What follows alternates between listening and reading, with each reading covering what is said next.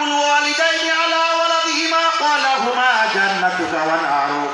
আল্লাহ রাসূল বলেন, আল্লাহ রাসূলের কাছে এক ব্যক্তি আসলো, আসার পরে বললেন, ইয়া রাসূলুল্লাহ, ইয়া হাবিবাল্লাহ, ছেলে সন্তানের উপরে পিতা মাতার হক বা অধিকার কি আপনি বলে দিন। আল্লাহ রাসূল বললেন, ও সাহাবায়ে কেরাম শুনে নাও, পিতা মাতাই তোমার জন্য জান্নাত, পিতা মাতাই তোমার জন্য জাহান্নাম। পিতা মাতার যদি খেদমত করতে পারো তোমার জান্নাতের ফয়সালা হয়ে যাবে। পিতা মাতাকে যদি অসন্তুষ্ট যদি করতে পারো, যদি করো, তাহলে এটাই তোমার জন্য জাহান্নামের কারণ হয়ে যাবে। আজকে পিতা মাতাকে অনেকে মারে, গালিগুলোজ করে, স্পষ্ট হার জাহান্নামে নিয়ে যাওয়ার জন্য যথেষ্ট।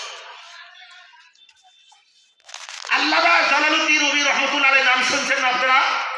শুনেছেন কিনা? বিশ্ব বিখ্যাত দার্শনিক, আল্লাহর ওলি, মহাকবি। উনি কি বলেছেন?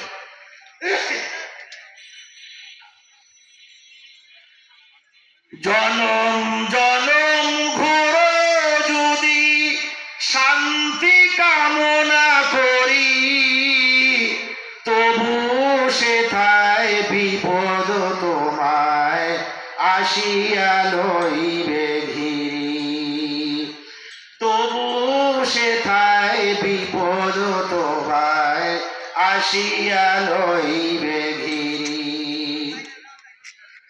বন বনানি তোর পথার যদিও খুঁজো জগৎ সারা, শান্তি কোথাও পাবে না কো আল্লাহর কোরআন ছাড়া।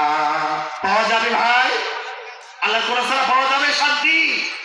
বলতেছেন, শান্তি কোথাও পাবে না গো আল্লাহর কোরআন ছাড়া, শান্তি কোথাও পাবে না গো আল্লাহর বিধান ছাড়া, শান্তি কোথাও পাবে না গো আল্লাহর আইন ছাড়া, শান্তি কোথাও পাবে না গো রাসূলের সুন্নাত ছাড়া, শান্তি কোথাও পাবে না গো নবীজির আদর্শ ছাড়া।